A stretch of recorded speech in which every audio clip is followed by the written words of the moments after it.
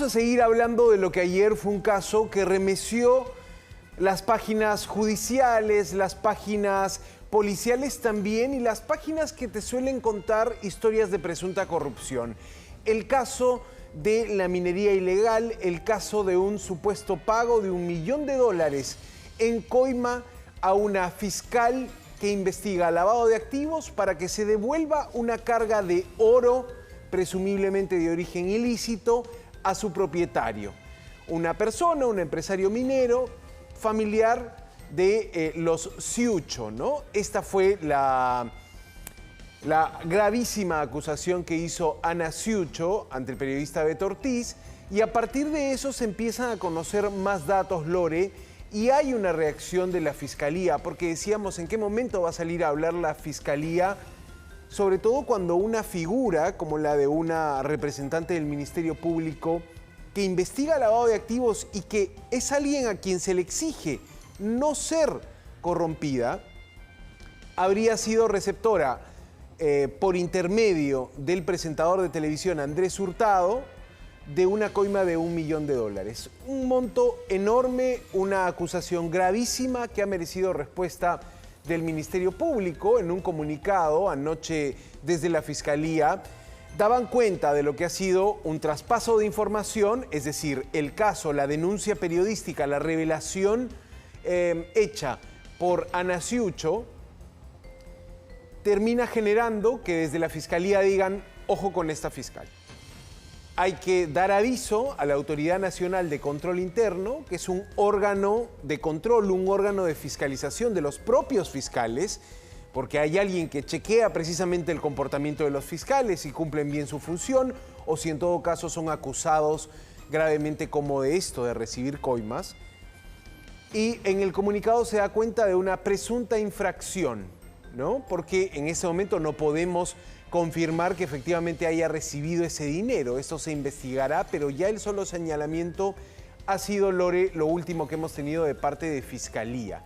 Pero no sé, yo siento que primero el tiempo que se han tomado en redactar ese comunicado, esa prudencia del Ministerio Público en su comunicado me hace sospechar. Por otros casos donde se ha vinculado, se han hablado de actos de presunta corrupción, a partir, ¿no? En este caso estás hablando de una coima directa, nadie te está diciendo que te contrataron para esto, no, porque en el caso Richard Swing, por ejemplo, para recordar uno, se armó un bochinche nacional generalizado a partir de una orden de servicio, podía gustarte, no gustarte, pero era una orden de servicio, un contrato laboral. Acá estás hablando de una coima donde se involucra a una persona en la televisión, donde se involucra a un fiscal, donde se involucra a un exfuncionario de migraciones, y de pronto hay un nivel de prudencia, de debido proceso, de presunción de inocencia tan alto, extraño para nuestro país, que parece que varios estuvieran con techo de vidrio en este caso y que por eso prefieren el silencio o la ultra prudencia. Claro, cuando analizamos cómo podría impactar un pago de coima en la reputación de la Fiscalía, claramente es un hecho grave que ha generado que anoche la Fiscalía en un comunicado diga: estoy reportando esta conducta atribuida a la fiscal al órgano de control interno. Pero ¿qué se buscaba con el pago de esa coima millonaria? Se buscaba la devolución, el archivamiento de una investigación por manejar oro presumiblemente ilegal y devolver esa carga de oro, valorizado en millones de dólares, a su dueño, en este caso a la familia Muley, que además empresarios mineros con concesión, dueños de la empresa Guarguar, y familiares de los Ciucho, también personas dedicadas a la compra y venta de oro, investigados por organización criminal y lavado de activos. Cuando hablamos de oro, hablamos de millones de dólares en movimiento. Compro oro y lo vendo, lo saco del país. Entonces, es un negocio millonario. Y para que nos situemos bien en este mercado del oro, en este boom del precio del oro, porque a más de $2.500 se cotiza la onza de oro, alrededor de 25 gramos de oro te sale ese precio, más de $2.500, hablamos de lingotes. de lo que se mueve son lingotes de 1 kilo. Y no se mueve un solo lingote, se mueven cientos. Entonces, en esta situación hay mucho dinero comprometido. ¿Y quién puede estar también involucrado en lo que sería una fraudulenta devolución de una carga incautada, Lore? Por supuesto, más de un funcionario. Claro. Por eso quizá esta novela recién se está contando. La fiscal Elizabeth Peralta del lavado de activos, todavía ella no ha sido separada, sigue en el cargo, es funcionaria del Ministerio Público.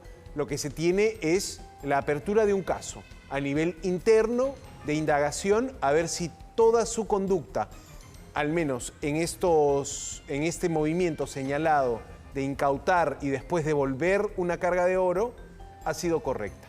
Eso se puede verificar, se investigará y será la Autoridad Nacional de Control Interno la que tenga allí la conducción de esta investigación. En el comunicado la Fiscalía hablaba de presunta infracción, presunta inconducta. No es una inconducta, si eso se comprueba es un delito.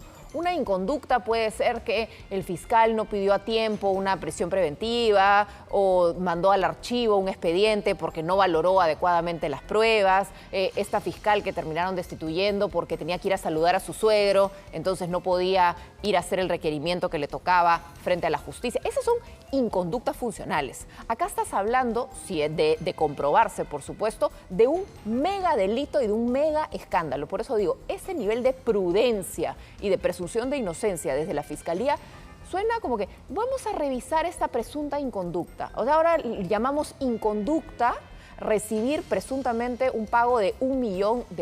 Y en esa misma línea no solamente se habla del Ministerio Público, se habla de la persona que habría intermediado. Sobre esa persona, en el caso de Andrés Hurtado, no hay una línea de referencia. Vamos a abrir una investigación preliminar, lo vamos a llamar. Insisto, en el caso de Richard Swing, a partir de una orden de servicio, ya estabas en investigación y creo que el caso ya va a ir a juicio. Mira, Lore, lo que estás señalando es distintas formas de reaccionar ante diferentes casos de la Fiscalía. Y claro, tiene sentido que hayan sido prudentes porque les están señalando a una de los suyos. Les están señalando a una fiscal de lavado de activos que investiga casos fuertes, millones de por medio. Entonces, la prudencia, utilizar palabras que pueden parecer suaves, esa ha sido la reacción del Ministerio Público, pero en los hechos, en lo concreto, hay una indagación que puede venir después, una separación temporal del cargo de esa fiscal. Pero cuando hablabas del intermediario, el personaje que quizá aquí es más familiar para muchos, claro, el presentador, el conductor de televisión Andrés Hurtado, metido también en esta trama de presunta corrupción, Lore, como aquel que conocía a las autoridades y que se acercaba a los empresarios mineros para ofrecer ayudas, ofrecer favores a cambio de dinero, a cambio de contraprestaciones. En el caso de favores en migraciones, se habla de una camioneta traspasada, una camioneta de lujo traspasada a nombre del presentador de televisión Andrés Hurtado. Correcto. ¿Tú crees que eso tenga... ¿Qué es lo que sucederá? Entiendo que la unidad de investigación, Renzo Bambarén, Christopher Acosta, están trabajando material vinculado al tema Andrés Hurtado. Acaba de ser publicado, podemos verlo, Lore, porque la unidad de investigación tiene un consolidado del dinero que mueve Andrés Hurtado desde el año 2022. Y ahí está la web de Latina Noticias.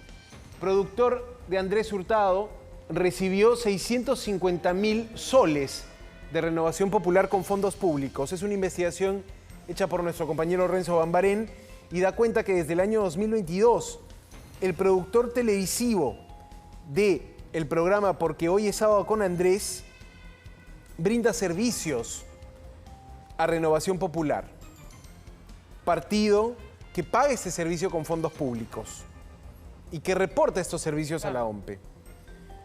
Están y si podemos bajar en la página web, esta es la portada de latinanoticias.pe. En 2 años, porque estás hablando de 2022 al 2024, 2 años, 650.000 soles por hacer media training al partido Renovación Popular.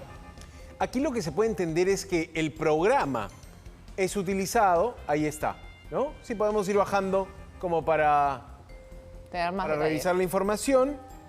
Ahí está. Pero esa es la nota que pueden... Y ahí está la documentación que sustenta esta información de última hora, ¿no? El movimiento millonario que tiene el programa Porque Hoy es Sábado con Andrés. 650.000, en este caso vinculado a un partido político, ojo. Y claro, cuando vas a la figura de este presentador de televisión, ves un programa por donde desfilan autoridades, por donde desfiló esta ex jefa de migraciones, de la que el mismo presentador de televisión se ufanaba de ser su amiga. ¿Y para qué fue?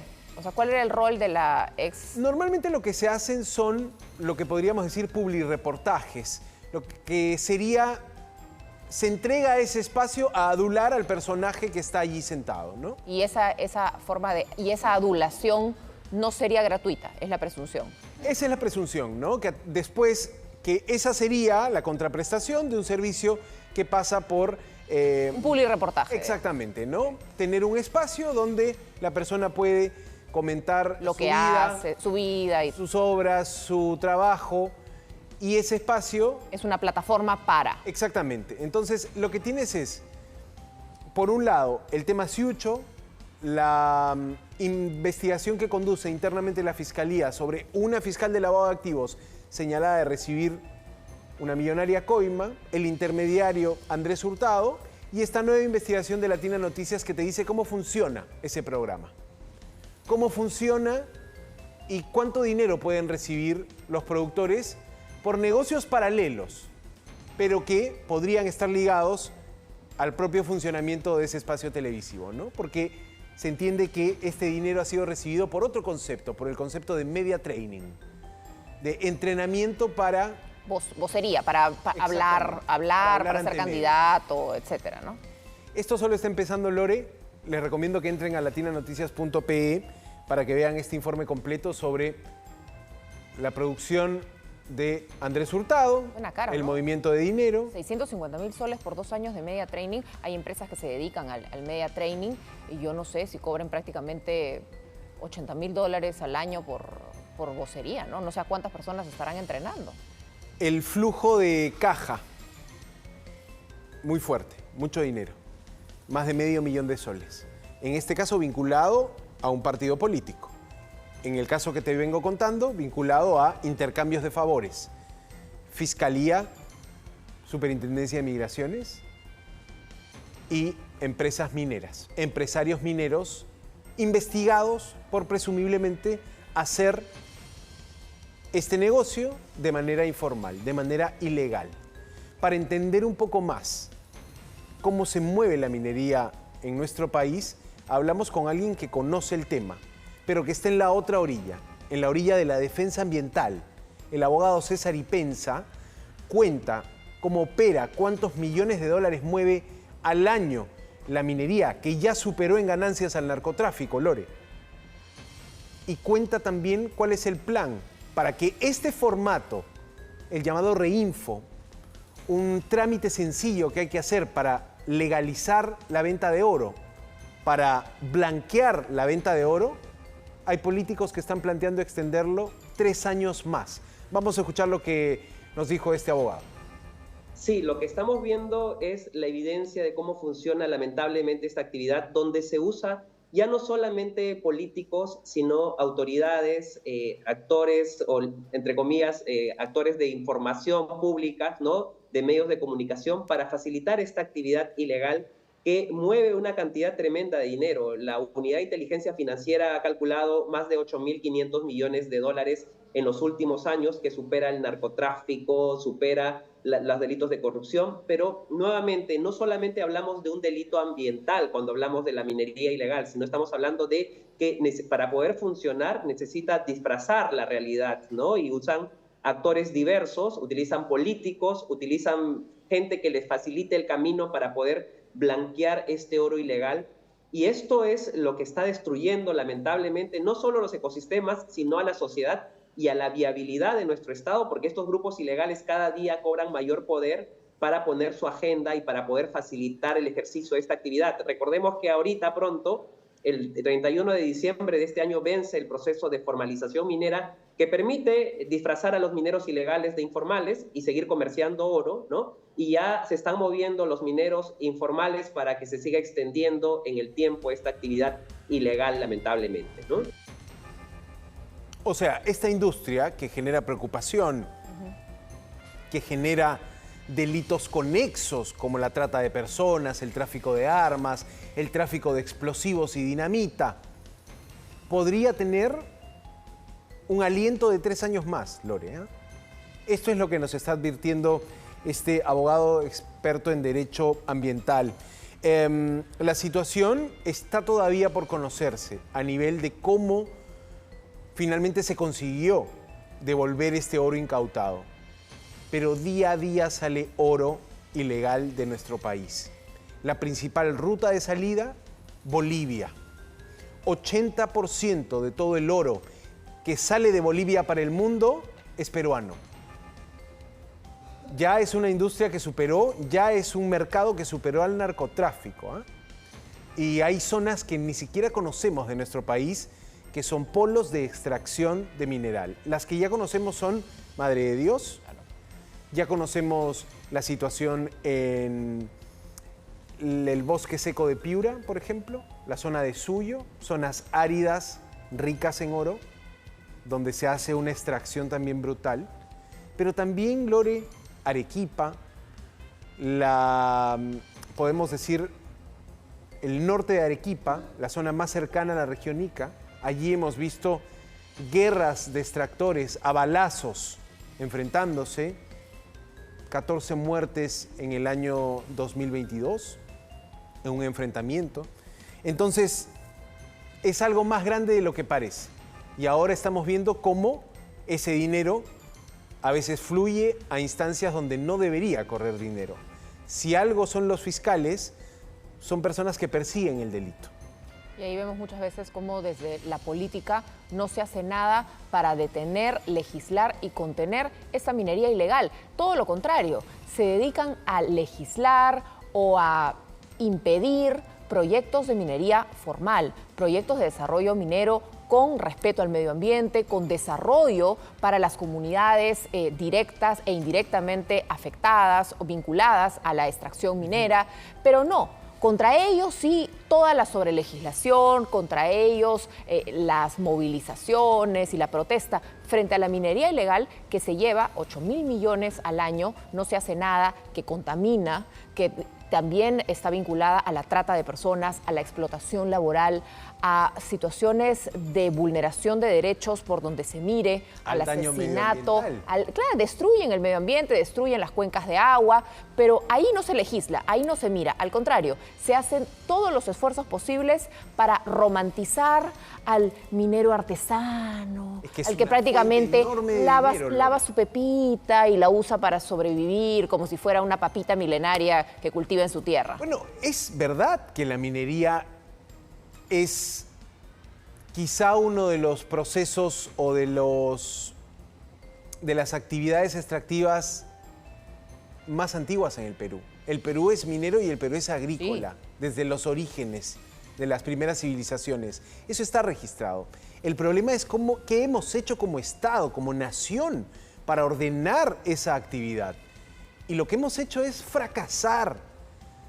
Hemos fracasado tremendamente en formalizar a los mineros, en evitar de que esto se convierta en un espacio donde entren los delincuentes. Es que no sé si hemos fracasado o automáticamente ellos se han encargado de financiar también campañas políticas, financiar autoridades que trabajen en función a ellos, porque sabemos que los negocios ilegales, para poder seguir operando, para poder seguir creciendo, necesitan tener poder en todos lados. Necesitan también tener sus topos, tener aquellos que legislan para ellos, que evitan que los metan presos, que archiven expedientes, que no los detengan. Entonces, es necesario controlar el aparato formal. No es que yo no solamente diría hemos fracasado porque somos malos legislando, porque no la vimos. Es porque hubo intereses para mirar al otro lado. Y hemos fracasado básicamente en la formalización, Lore.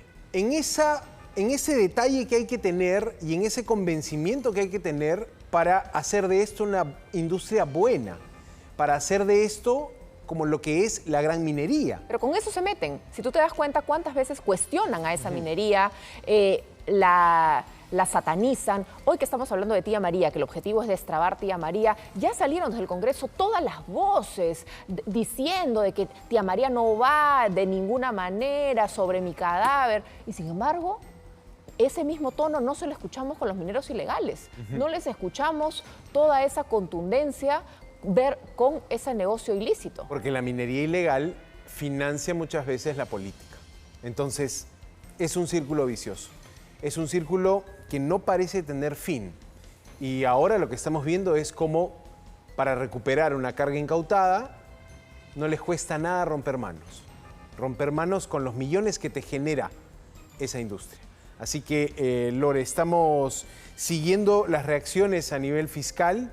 Estamos también entendiendo que esto es algo que se está empezando a investigar, que si bien las familias mencionadas tienen sus propias investigaciones, como la familia Ciucho, esto es algo que cambia la lógica y que debería generar una explicación clara desde la Fiscalía de Lavado de Activos, porque se ha puesto en sospecha la probidad de esa fiscalía, con nombre y apellido, el de la fiscal Elizabeth Peralta, y allí hay un problema grave.